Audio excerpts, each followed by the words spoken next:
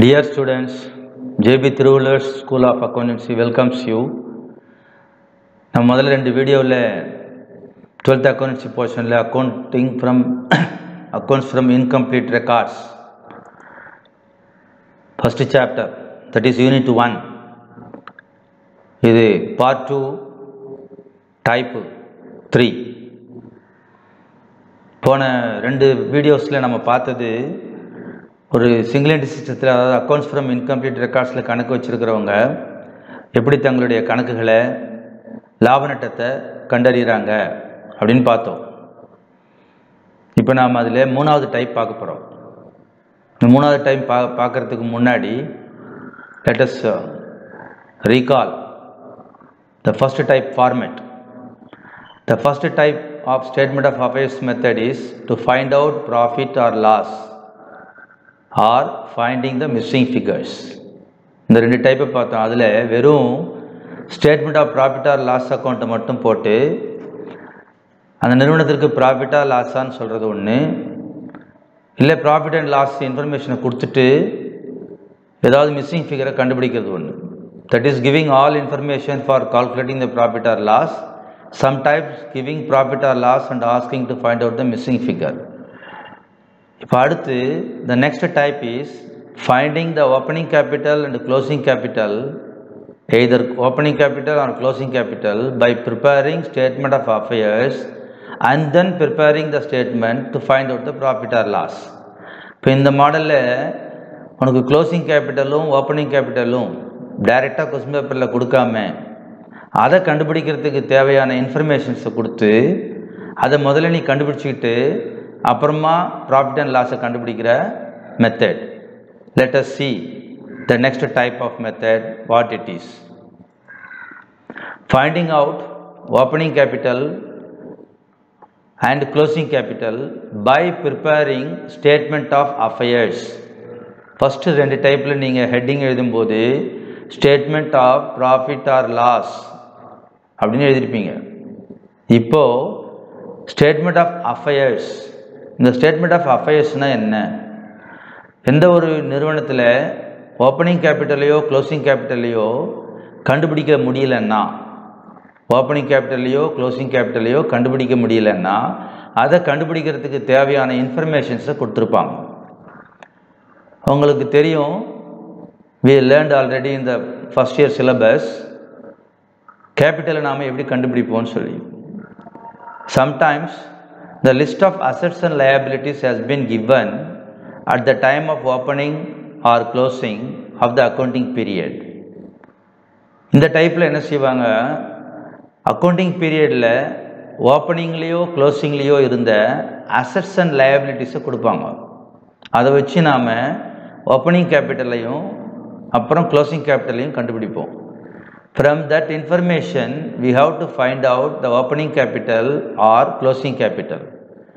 For that, we have to prepare statement of affairs in the beginning. அப்படின்னா opening கேபிட்டலை கண்டுபிடிக்கணும்னா opening statement of affairs போட்டு கண்டுபிடிக்கணும்.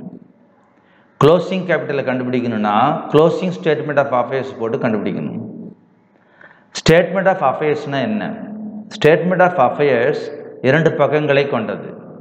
It is nothing but balance sheet. As you already know, ஒரு balance sheet எப்படி இருக்குமோ அதுக்கு இங்கே கொடுக்குற தலைப்பு தான் ஸ்டேட்மெண்ட் ஆஃப் அஃபயர்ஸ். அப்படின்னா பேலன்ஸ் ஷீட்டில் உனக்கு நல்லா தெரியும், it is very simple that you already know what are the assets and what are the liabilities. எது எதெல்லாம் அசெட்ஸு எது எதெல்லாம் லயபிலிட்டிஸ்னு உனக்கு ஏற்கனவே தெரியும். அதை அவங்க கொடுத்துருப்பாங்க. அதை வச்சு நம்ம ஓப்பனிங் கேபிட்டலையும் க்ளோசிங் கேபிட்டலையும் ரெண்டு ஸ்டேட்மெண்ட் ஆஃப் அஃபேர்ஸ் போட்டு கண்டுபிடிச்சி அடுத்த ஸ்டெப்புக்கு போவோம். இதில் நீங்கள் ஓப்பனிங் ஸ்டேட்மெண்ட் ஆஃப் அஃபேர்ஸ் போடும்போதோ க்ளோசிங் ஸ்டேட்மெண்ட் ஆஃப் அஃபேர்ஸ் போடும்போதோ கவனத்தில் கொள்ள வேண்டியது எது எதெல்லாம் அசெட்டு எது எதெல்லாம் லயபிலிட்டிஸ் அப்படின்னு உனக்கு தெரியணும். நம்ம டபுள் என்ட்ரி சிஸ்டத்தில் ஃபைனல் அக்கௌண்ட்டில் படிக்கும்போது ஒரு பேலன்ஸ் ஷீட்னு ஒன்று தயார் பண்ணுறோம். அந்த பேலன்ஸ் ஷீட்டுக்கு இங்கே வச்சிருக்கிற பேர் தான் ஸ்டேட்மெண்ட் ஆஃப் அஃபேர்ஸ். அந்த ஃபார்மேட்டிங் கொடுத்துருக்குறோம், format of statement of affairs. அந்த படிவம் இப்படி தான் இருக்கும். இது ஒரு ஒன்றும் இல்லை, நீ ஃபஸ்ட் இயரில் படித்த பேலன்ஸ் ஷீட். இங்கே பேலன்ஸ் ஷீட் அப்படின்னு ஹெட்டிங் எழுதுறதுக்கு பதிலாக ஸ்டேட்மெண்ட் ஆஃப் அஃபயர்ஸ் அப்படின்னு எழுதுவோம். எழுதிட்டு எதெல்லாம் அசெட்ஸுன்னு உனக்கு ஏற்கனவே தெரியும், எதெல்லாம் அசெட்ஸுன்னு. அசெட்ஸ் எல்லாம் அசெட் சைட்லேயும் லயபிலிட்டிஸ் எல்லாம் லயபிலிட்டி சைட்லேயும் போட்டு அது பேலன்ஸ் ஆகாது, டேலி ஆகாது. அப்போ அங்கே எது ஆன்சராக வருதோ பேலன்சிங் ஃபிகரோ அதுக்கு பேர் தான் கேபிட்டல். ஏன்னா இந்த சப்ஜெக்டில் இந்த சாப்டரில் நீ ஏற்கனவே ஃபஸ்ட் இயரில் அக்கௌண்டிங் ஈக்குவேஷன் படிச்சிருக்கிற. அந்த அக்கௌண்டிங் ஈக்குவேஷன் உனக்கு தெரியும். Capital is equal to assets minus liability. Assets எல்லாத்தையும் கூட்டி அதிலிருந்து லயபிலிட்டிஸை கழிச்சா வர்ற ஆன்சருக்கு பேர் கேபிட்டல். அதைத்தான் நாம் ஹரிசாண்டல் வடிவத்தில் படுக்க வாட்டத்தில் எதெல்லாம் அசெட்ஸோ இங்கே எழுது, எதெல்லாம் லயபிலிட்டிஸோ இங்கே எழுது, கடைசியில் இந்த ஆன்சரை கண்டுபிடிச்சின்னா அதுக்கு பேர் கேபிட்டல். ஸோ அந்த ஸ்டேட்மெண்ட் ஆஃப் அஃபேர்ஸ் ஓப்பனிங் டேட்டில் இருந்தால் அதுக்கு பேர் ஓப்பனிங் கேபிட்டல், க்ளோசிங்கில் இருந்தால் அதுக்கு பேர் க்ளோசிங் கேபிட்டல். இதுதான் ஃபார்மேட். இப்போ நாம் points to remember while preparing the statement of affairs. Statement of அஃபேர்ஸை ப்ரிப்பேர் பண்ணும்போது நாம் கவனத்தில் கொள்ள வேண்டிய விஷயங்கள் என்ன? ஒன்று, in last slide you have seen the format of statement of affairs. அது எப்படி இருக்குன்னு பார்த்தேன். I have told already it is nothing but like a balance sheet. அது ஒரு பேலன்ஸ் ஷீட் தான். So you must recall the items or name of the accounts, which one is asset and which one is liabilities. எதெல்லாம் asset எதெல்லாம் liabilitiesனு உனக்கு முன்னமே தெரிஞ்சிருக்கும். அதை recall பண்ணணும். If the opening capital is given, ஒரு கொஸ்டினில் opening capital கொடுத்துட்டாங்கன்னா then no need of preparing the opening statement of affairs. opening capital கொடுத்துட்டாங்கன்னா நீ opening statement of affairs போட தேவையில்லை. just you prepare closing statement of affairs and find out the closing capital. Again, here you must recall the accounting equation. நீ ஏற்கனவே படிச்சிருக்கிற accounting equation இங்கே நீ recall பண்ணணும். Assets is equal to liabilities. Assets is equal to liabilities plus capital. இதுதான் equation. Or otherwise இது எப்படி சொல்லலாம்? கேபிட்டலை கண்டுபிடிக்கணும்னா capital is equal to assets minus liability. So இதுதான் நம்ம ஹரிசாண்டலில் பார்க்குறோம், நம்ம வெர்டிக்கலில் போகிறது தான் statement. Keep in your mind that information given in the beginning will appear in opening statement of affairs and closing will appear in the closing statement of affairs. Question பேப்பரில் opening information கொடுத்துருந்தாங்கன்னா அது opening statement of அஃபேர்ஸில் வரும். Closing information கொடுத்துருந்தாங்கன்னா அது closing statement of அஃபேர்ஸில் வரும். Let us see the format of statement of affairs. It is like balance sheet. இதை பற்றி நம்ம ஏற்கனவே உனக்கு அந்த ஃபார்மேட் நான் போன ஸ்லைடில் காட்டிட்டேன். திருப்பி ஒரு தடவை format of statement of affairs in the books of, இப்படி தான் ஹெட்டிங் எழுதணும். இது ரெண்டு பக்கம் போடக்கூடியது. இந்த புக்ஸ் ஆஃப் நேம் கொடுத்துருந்தா நேம் எழுது, நேம் கொடுக்கலன்னா விட்டுடு. Then statement of affairs as on, இந்த ஆஸ் ஆன்ற இடத்துல ஓப்பனிங்காக இருந்தால் 1st January 2016 எழுதணும். க்ளோசிங்காக இருந்தால் 31st December 2016 எழுதணும். அது ஏப்ரல் டு மார்ச்சில் இருந்தால் 1st April 2016 எழுதணும். க்ளோசிங்கில் இருந்தால் 31st March 2017 எழுதணும். இது ஒரு ப்ரொஃபார்மா, ஒரு வடிவம். அதில் எதெல்லாம் அசெட்டுன்னு சொல்கிறாங்களோ அது அசெட்டில் கொடுத்துருக்குறாங்க, எதெல்லாம் லயபிலிட்டியில் கொடுத்துருக்குறாங்க. நீ கண்டுபிடிக்கிற இந்த ஃபிகருக்கு பேர் தான், நீ கண்டுபிடிக்கிற இந்த ஆன்சருக்கு பேர் தான், இங்கே வர்ற ஆன்சருக்கு பேர் தான் க்ளோசிங் கேபிட்டல். இது ஃபார்மேட். முதல்ல ஒரு தடவை நான் ஒரு ஃபார்மேட் உனக்கு ஸ்லைடில் காட்டினேன், இது திரும்பி உனக்கு ரீகால் பண்ணுறதுக்காக சொல்கிறேன். ஸோ இது வேறு ஒன்றும் இல்லை, ஒரு பேலன்ஸ் ஷீட். இப்போ நம்ம ஒவ்வொரு இல்லஸ்ட்ரேஷனாக பார்ப்போம். Illustration 1. Following are the balances of Shanti as on 31st December 2018. 31st December 2018ல இந்த பேலன்சஸ் எல்லாம், இந்த அக்கௌண்ட்ஸ் எல்லாம் அவர் சாந்தின்றவங்க ஏடுகள்ல இருந்து எடுக்கப்பட்டது. என்னென்ன கொடுத்துருக்குறாங்க பாரு. பில்ஸ் ரிசீவபிள், உனக்கு தெரியும் இது asset. Bills payable liability, machinery asset, furniture asset, sundry creditors liability, stock asset, debtors asset, cash asset. அப்போ இது என்ன டேட்டில் கொடுத்துருக்குறாங்க? 31st டிசம்பரில். அப்போ என்ன சொல்கிறாங்க, இந்த இன்ஃபர்மேஷன்ஸை வச்சு நீ ஒரு ஸ்டேட்மெண்ட் ஆஃப் அஃபேர்ஸ் போட்டு இந்த 31st டிசம்பராக இருக்கிறதுனால க்ளோசிங் கேபிட்டலை நீ கண்டுபிடிக்கணும். Prepare statement of affairs as on 31st December 2018 and calculate the capital as at that date. ஒரு ஸ்டேட்மெண்ட் ஆஃப் அஃபேர்ஸ் போட்டு நீ கேபிட்டலை கண்டுபிடிச்சி சொல்லு அப்படின்னு சொல்கிறாங்க. இங்கே தமிழில் கொடுத்துருக்குறேன், அதை படித்து பார்த்துக்கலாம். இங்கே சில சொத்துக்கள் பொறுப்புகள் கொடுக்கப்பட்டுள்ளன, இவைகளை கொண்டு முதலை கண்டுபிடிக்க வேண்டும். அப்போ நாம் ஒரு ஸ்டேட்மெண்ட் ஆஃப் அஃபேர்ஸை நம்ம நெக்ஸ்ட் சொல்யூஷனில் போடுவோம். சொல்யூஷன் நினைவில் கொள்ளணும், சொத்துக்கள் மைனஸ் பொறுப்புகள் ஈக்குவல் டு முதல். அப்போ நீ என்ன செய்யணும்? இதுதான் answer. In the books of Shanti, இந்த புக்ஸ் ஆஃப் சாந்தி இங்கே என்ன கொடுத்துருக்குறாங்க? Statement of affairs as on 31st December 2018. இதான் நீ பண்ண வேண்டிய ஆன்சர். ரெண்டு பக்கத்தில் போடணும். இது ஒரு பேலன்ஸ் ஷீட்டு. மேலே ஹெட்டிங்கை மட்டும் statement of affairs as on அப்படின்னு எழுதிக்கணும். நம்ம முதல்ல பேலன்ஸ் ஷீட்டை as on எழுதுவோம், இப்போ ஸ்டேட்மெண்ட் ஆஃப் அஃபேர்ஸ் எழுதிக்கணும். கொஸ்டினில் கொடுத்துருக்கிற எல்லா அசட்ஸையும் அசட் சைடில் போடு. Cash, stock, debtors, bills receivable, machinery, furniture. அதுமாதிரி கொஸ்டின் பேப்பரில் கொடுத்துருக்குற லயபிலிட்டிஸ் எல்லாம் லயபிலிட்டி சைடில் போடு. சன்ட்ரி கிரெடிட்டார்ஸ், பில்ஸ் பேயபிள், அவ்வளோதான். இப்போ முதல்ல நீ என்ன செய்யணும்? நீ கேபிட்டலை கண்டுபிடிக்கணும்னு சொன்னால் ஃபஸ்ட்டு அசட் சைடு தான் இந்த கணக்கில் இந்த சாப்டரில் கூட்டணும். அசட்ஸ் எல்லாத்தையும் கூட்டினீங்கன்னா 1,95,000. அதை எடுத்து ஆப்போசிட்டில் 1,95,000 போட்டு இப்போது இதை எல்லாத்தையும் ஒரு பேப்பரில் கூட்டி, தட் இஸ் 25,000 and 4,000, 29,000. அதை இந்த டோட்டல் 1,95,000 ஒர்க்கிங்ஸில் வச்சு கழிச்சினா வருகின்ற விடை ஆன்சர் 1,66,000. அதுக்கு நேராக நீ எழுதணும் கேபிட்டல்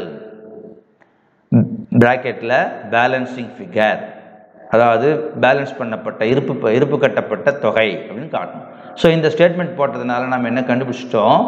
இந்த நிறுவனத்தினுடைய ஓப்பனிங் கேபிட்டல் எவ்வளோ. ஸோ இதை வந்து ஒரு 3 மார்க் கணக்கில் 2 மார்க் கணக்கில் போட சொல்லி கேட்கலாம். Next illustration 2. On 1st April 2017, Ganesh started his business with a capital of 75,000. Ganesh என்றவர் ஏப்ரல் 1ஆம் தேதி 2017 75,000 தொழில் தொடங்கினார்.